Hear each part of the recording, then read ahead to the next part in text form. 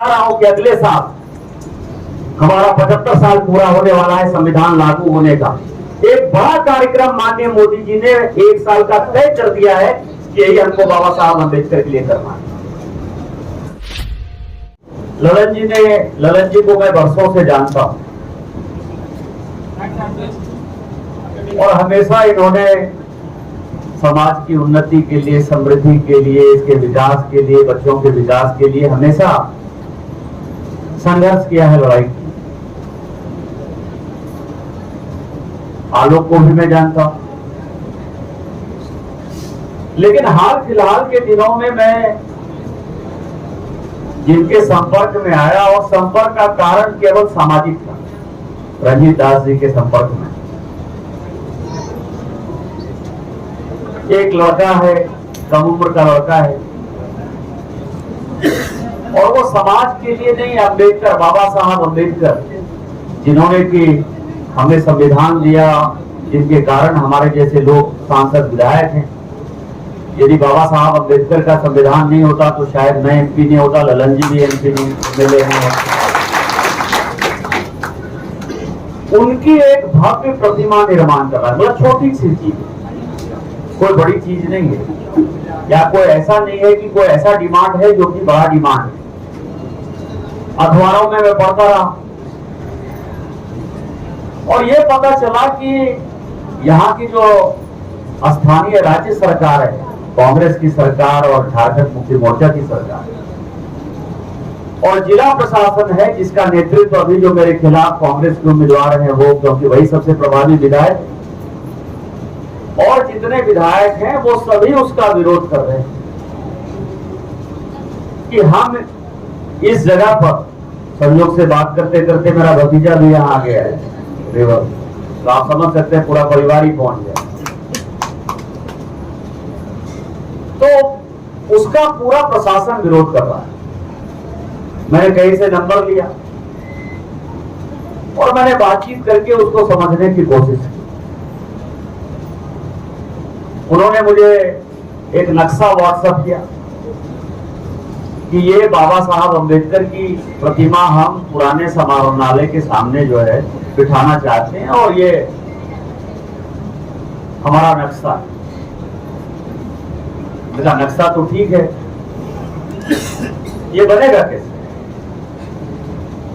क्या समाज सहयोग करेगा?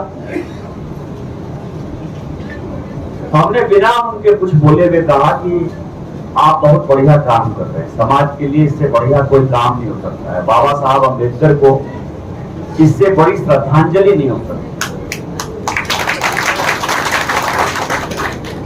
और मेरा आपका तन मन धन से सहयोग, और मुझे लगा कि बाबा साहब अम्बेडकर किसी एक समुदाय विशेष के नेता नहीं है, वो देश के नेता हैं। उन्होंने पूरा संविधान बनाया, 140 करोड़ लोग आज जिनके कारण की सांस ले पा रहे हैं वो बाबा साहब अम्बेडकर का संविधान है, वो बाइबल है, वो रामायण है, महाभारत और गीता है।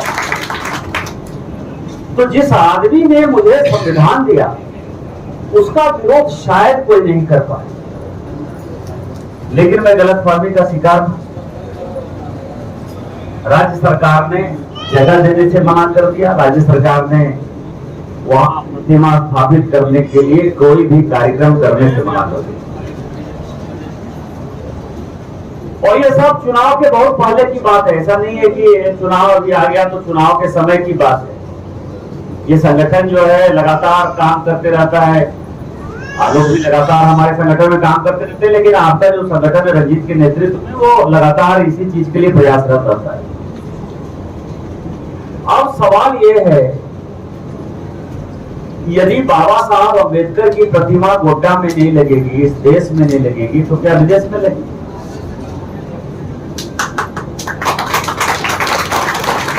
किस बात का विरोध है? क्या वो महापुरुष नहीं है? क्या उन्होंने आजादी नहीं दिलाई? क्या उन्होंने हमको संविधान नहीं दिया? जिस संविधान रक्षा की बात आज कांग्रेस या कांग्रेस पार्टी के लोग कर रहे हैं, संविधान बचाओ, संविधान बचाओ, संविधान बचाओ, उस संविधान की हत्या गोड्डा में कौन कर रहा है? संविधान किसने दिया? किसका संविधान बचाने की बात कर रहे हो? संविधान तो बाबा साहब अम्बेडकर ही ने दिया ना। तो जब उनकी आपका सम्मान नहीं कर रहे हो, उनका मूर्ति लगाने की बात नहीं कर रहे हो, उनकी रक्षा करने की बात नहीं कर रहे हो, तो किस संविधान बचाने की बात कर रहे हो? ये सबसे बड़ा सवाल आज हम समाज के लिए सोचने का सवाल है कि क्या ऐसा हो गया? फिर आप बाबा साहब अम्बेडकर के संविधान बदलने की बात कर रहे हो। 6 साल अटल बिहारी वाजपेयी की सरकार रही, 10 साल माननीय मोदी जी की सरकार रही। एक उदाहरण बता दीजिए, एक 16 साल बहुत बड़ा वक्त होता है। 16 साल में एक उदाहरण बता दीजिए कि भारतीय जनता पार्टी ने उस संविधान को बदलने का कोई प्रयास नहीं। एक उदाहरण है, संविधान किसने बदला? संविधान कांग्रेस पार्टी ने बदला। उस संविधान में सेकुलर शब्द कहीं था ही नहीं, सेकुलर सोशलिस्ट शब्द कहीं था ही नहीं। किसने बदला? आत्मा किसने बदली? कांग्रेस ने बदली ना। इमरजेंसी लगने की बात तब थी जब विदेश से कोई आक्रमण होता। ये बाबा साहब अम्बेडकर का संविधान था।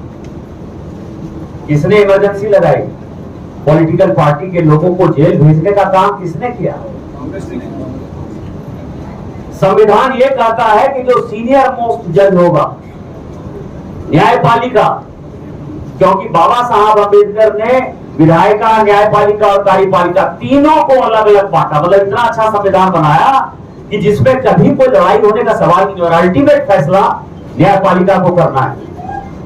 इंदिरा गांधी का 1975 में जब सदस्यता रद्द हो गया तो जज को बाईपास किसने? सुप्रीम कोर्ट में 4 जज को बाईपास करके जस्टिस चंद्रचूड़ को मुख्य न्यायाधीश किसने बनाया? 8.5 साल तक मुख्य न्यायाधीश रहे। किसने बदला यार? शेड्यूल कास्ट और शेड्यूल ट्राइब के जो कानून थे उसको कमजोर किसने किया और उसको मजबूत करने का काम किसने किया? माननीय मोदी जी ने। इतने दिनों से बाबा साहब अम्बेडकर जी की मृत्यु के उपरांत भी 34 साल तक लग गए इंतजार करते, 35 साल कि उनको भारत रत्न दिया जाए। अंगड़ू मंगड़ू चगड़ू सबको भारत रत्न मिल गया। एक ही परिवार के सब आदमी को मिल गया। नेहरू जी को मिल गया, इंदिरा जी को मिल गया, राजीव गांधी को मिल गया, एक ही परिवार के आदमी को मिल गया। लेकिन बाबा साहब अम्बेडकर को भारत रत्न तब मिला जबकि हम सरकार के पार्ट थे, वीपी सिंह की सरकार। क्या किसी दूसरे ने? बाबा साहब अम्बेडकर ने इतना बड़ा कानून बनाया, गरीबों के लिए न्याय दिया। उस गरीब के लिए कि बाबा साहब अम्बेडकर का जीवन क्या था, चरित्र क्या था, किस तरह से उन्होंने अपने जीवन को आगे बढ़ा, कहां पैदा हुए, कहां रहे, कहां उन्होंने पढ़ाई की, कहां उनका महानिर्वाण हुआ। ये जो पंच तीर्थ हैं, ये पंच तीर्थ आज तक किसी ने नहीं किया। किसने किया? माननीय मोदी जी ने। और नहीं तो लंदन में जो मकान था उनका, जहां की वो पढ़ाई करते थे रह के, उसको भी भारत सरकार ने खरीदा, भारत सरकार के साथ में। आजादी के 75 साल में जब संविधान पर चर्चा होने लगी कि संविधान बना बाबा साहब अम्बेडकर का क्या था, तो माननीय मोदी जी ने 2 दिन तक पार्लियामेंट में केवल बाबा साहब अम्बेडकर पर और संविधान पर ही चर्चा की। क्या इसके पहले कोई चर्चा हुई? 50 साल भी तो पूरा हुआ था संविधान का। 2000 में कोई चर्चा हुई? किसने की?